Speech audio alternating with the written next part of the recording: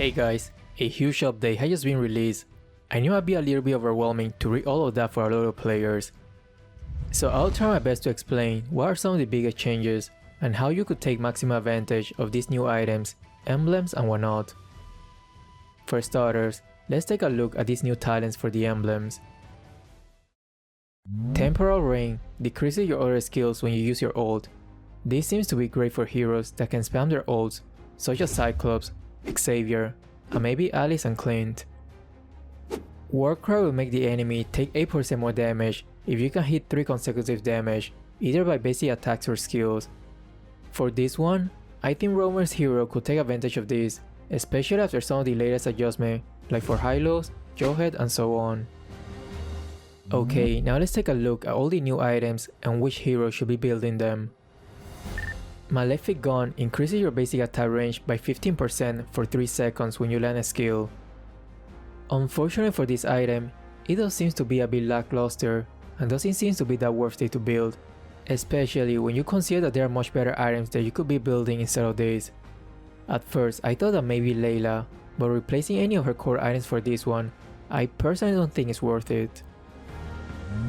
The new Winter Truncheon, which is now renamed as Winter Crown, has the same ability as the previous item, but now when you become frozen, the channeling skills that you already casted won't be interrupted.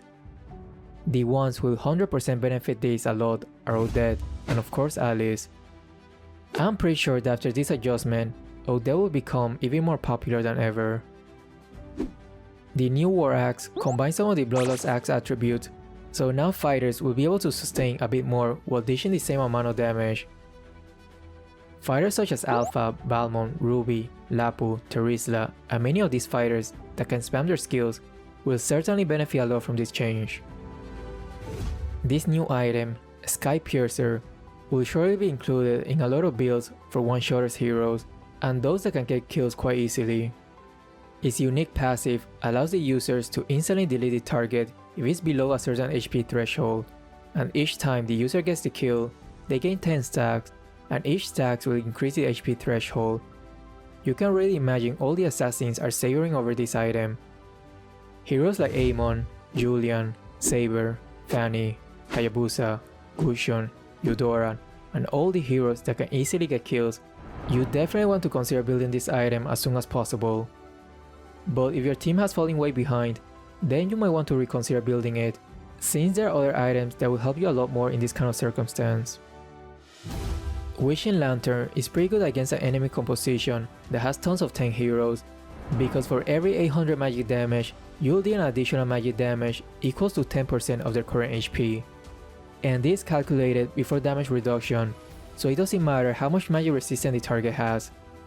But to be honest, at first I thought this item was really amazing, but after reading it properly, it says 10% of their current HP and not max HP.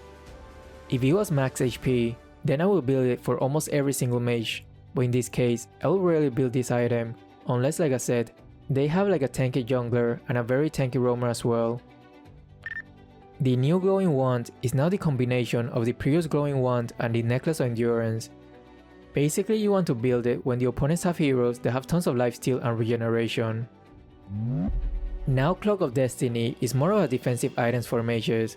It makes the user gain hybrid defense for 5 seconds whenever you deal magic damage to the enemy heroes, stacking up to 6 times. Also, it has another passive as well. When the user HP drops below 50%, the user will recover 50% of the HP over the next 3 seconds.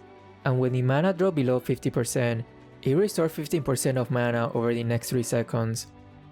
I think this item will be amazing on heroes like Alice, Cecilion, Carmelia, Hylos and Cyclops.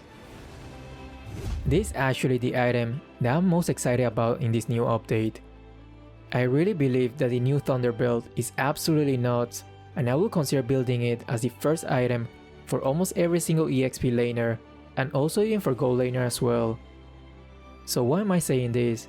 Because now his unique passive will allow the user to gain hybrid defense each time you proc his unique passive on an enemy hero.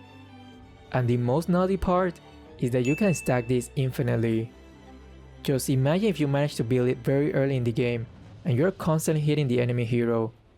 You'll be almost unkillable by the end of the game.